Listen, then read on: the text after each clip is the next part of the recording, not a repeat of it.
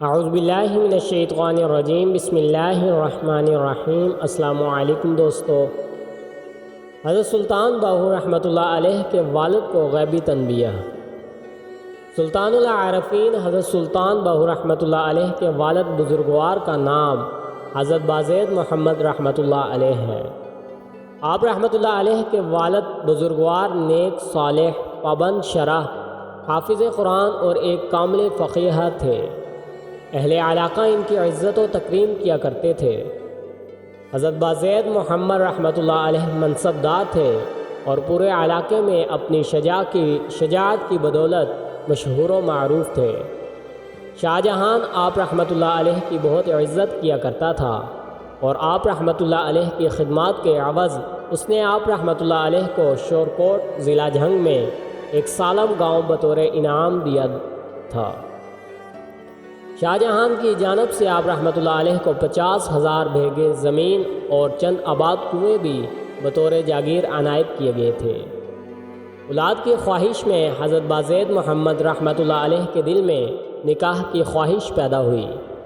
حضرت be be راستہ رحمۃ اللہ علیہ ایک نیک اور متقی خاتون تھی اور ان کی پرہیزگاری اور عبادت گزاری نے آپ رحمۃ اللہ علیہ کے قلب میں محبت خداوندی کی شمع روشن کی، اور آپ رحمۃ اللہ علیہ کے دل میں یہ خیال آیا کہ صد افسوس، میں نے اپنی زندگی فضولیات کی نظر کر دی اور یہ بڑی محرومی ہوگی کہ بیوی تو خدا دوست ہو اور شوہر غفلت اور حرص و حوث کا بندہ ہو۔ اس غیبی تنبیہ نے آپ رحمۃ اللہ علیہ کے دل پر اس قدر اثر کیا کہ آپ رحمۃ اللہ علیہ نے سچی توبہ کی اور رجوع الی اللہ کرتے ہوئے دنیا کو ترک کرنے کا فیصلہ کیا اور پھر اپنا شاہی منصب چھوڑ کر تنہا گھوڑے پر سوار نامعلوم سمت کی جانب چلے گئے۔ حضرت بازید محمد رحمۃ اللہ علیہ ایک عرصے تک جنگلوں بیابانوں میں پھرتے رہے اور عبادت و ریاضت میں مشغول رہے۔ پھر ملتان کی گھاٹ پر پہنچے تو نگران گھاٹ نے آپ رحمۃ اللہ علیہ کو حاکم ملتان کے روبرو پیش کیا۔ آپ رحمۃ اللہ علیہ کے چہرہ سے امارات ظاہر ہو رہی تھی۔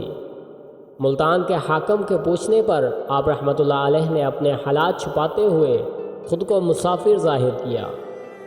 حاکم ملتان نے کہا، کیا ملازمت کرنا پسند کریں گے؟ آپ رحمۃ اللہ علیہ نے فرمایا کہ میں چند شرائط پر ملازمت کروں گا۔ حاکم ملتان نے شرائط دریافت کی تو آپ رحمۃ اللہ علیہ نے یہ شرائط پیش کی: میری رہائش گاہ پاک جگہ پر ہونی چاہیے۔ میں کسی کو اپنا حاکم نہ مانوں گا کیونکہ میرا حاکم اللہ عز و جل ہے۔ میں کسی بڑے افسر کو دیگر ملازمین کی طرح سلام نہیں کروں گا۔ حضرت بازید محمد رحمۃ اللہ علیہ کی ان شرائط کو تسلیم کر لیا گیا اور پھر آپ رحمۃ اللہ علیہ کو ملازمت مل گئی، اور آپ رحمۃ اللہ علیہ ملازمت کے ساتھ ساتھ اپنا زیادہ وقت عبادت خداوندی میں بسر کیا کرتے تھے۔ آپ رحمۃ اللہ علیہ کی عبادت و ریاضت کی بدولت آپ رحمۃ اللہ علیہ بارگاہ خداوندی میں مقبول ہوئے۔ آپ رحمۃ اللہ علیہ اپنا منصب اور گھر بار سب کچھ کسی کو بتائے بغیر چھوڑ آئے تھے۔ اس پر شاہ جہان کو بے حد تشویش تھی۔ اس نے آپ رحمۃ اللہ علیہ کی تلاش میں ہر جگہ اپنے سپاہی دوڑائے مگر آپ رحمۃ اللہ علیہ کا کچھ پتہ نہ چلا۔ اس دوران ملتان کے نواح میں شورش برپا ہونے لگی اور انہی دنوں حاکم ملتان اور راجہ مروٹ کے درمیان بیکانیر کے ریگستان کا تنازع شدت اختیار کر گیا اور نوبت جنگ تک آن پہنچی تھی۔ بظاہر دونوں حکومتوں صلح صفائی کے لیے اپنے قاصدوں کو بھیج رہی تھی مگر تاریخ ایک خون ریز جنگ کی طرف اپنے قدم بڑھا رہی تھی۔ آپ رحمۃ اللہ علیہ کو خبر ہوئی تو آپ رحمۃ اللہ علیہ حجرہ سے باہر تشریف لائے اور جسم پر ہتھیار سجا کر گھوڑے پر سوار ہوئے اور حاکم ملتان کے دربار میں پہنچے اور اس سے کہا، میں راجہ مروٹ کا مقابلہ کرنا چاہتا ہوں۔ حاکم ملتان نے حیرانگی سے کہا، کیا تم اکیلے راجہ مروٹ کا مقابلہ کرو گے؟ حضرت بازید محمد رحمۃ اللہ علیہ انتہائی جوش و خروش کے عالم میں بولے، تمہاری دی ہوئی تنخواہ بھی میں اکیلا کھاتا ہوں، اس لیے مقابلہ بھی اکیلا ہی کروں گا۔ حضرت بازید محمد رحمۃ اللہ علیہ کی بات سن کر حاکم مسکرانے لگا مگر آپ رحمۃ اللہ علیہ نے اس کی پرواہ نہ کی اور واضح الفاظ میں کہا، میرے ساتھ ایک ایسے خدمتگار کو روانہ کر دو جو میری رہنمائی کر سکے، اور باقی کام منشائے خداوندی پر چھوڑ دو، وہ جس طرح چاہے گا میرے اور راجہ مروٹ کے درمیان فیصلہ کرے گا۔ حاکم ملتان نے حضرت بازید محمد رحمۃ اللہ علیہ کو ایک ساتھی کے ہمراہ راجہ مروٹ کی جانب بھیج دیا۔ جب آپ رحمۃ اللہ علیہ مروٹ کے نزدیک پہنچے تو اپنے ساتھی کو روانہ کر دیا اور اکیلے شہر کی طرف بڑھے۔ قلعے کے نزدیک پہنچے تو آپ رحمۃ اللہ علیہ کو الیچی سمجھتے ہوئے محافظوں نے قلعے کا دروازہ کھول دیا۔ آپ رحمۃ اللہ علیہ اپنے گھوڑے پر سوار ہو کر راجہ مروٹ کے دربار میں پہنچے۔ درباریوں نے یوں ایک اجنبی مسلمان کو بے خوف یوں دربار میں آتا دیکھا تو روکنے کی جرت کوئی نہ کر سکا۔ راجہ مروٹ اس وقت اپنے دربار میں بیٹھا اپنے ساتھیوں سے صلاح مشورہ میں مصروف تھا۔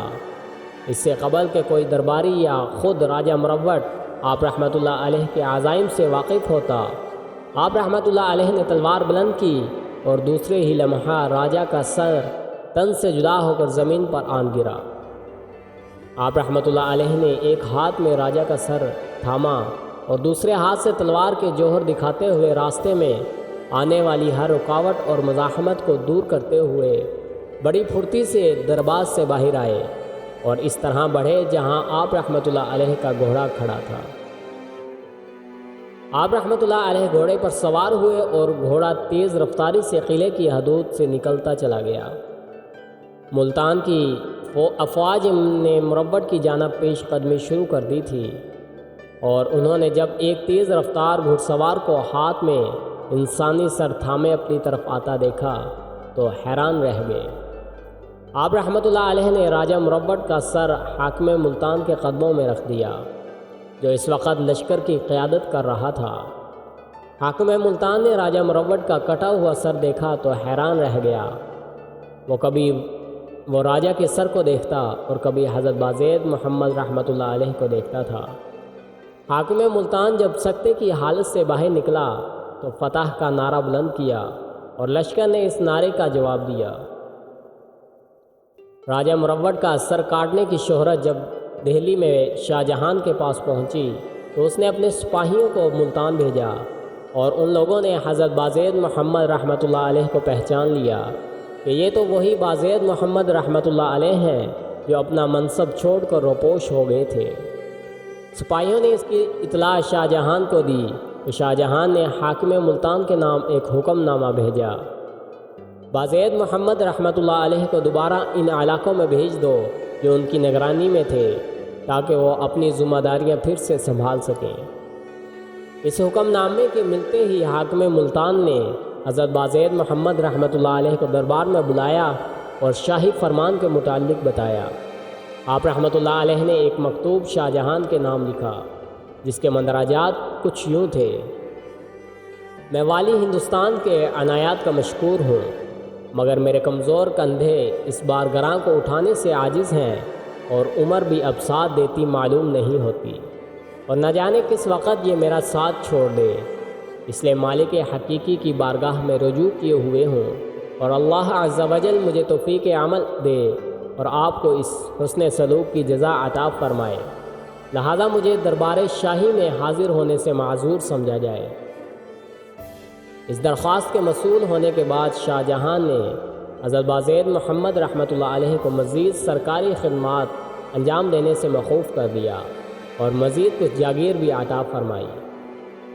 تو دوستو، اگر ویڈیو اچھی لگی ہو تو ہمارے چینل کو سبسکرائب کریں اور بیل آئیکن کو پریس کر دیں تاکہ مزید ویڈیوز آپ تک بآسانی پہنچ سکیں۔ اللہ حافظ۔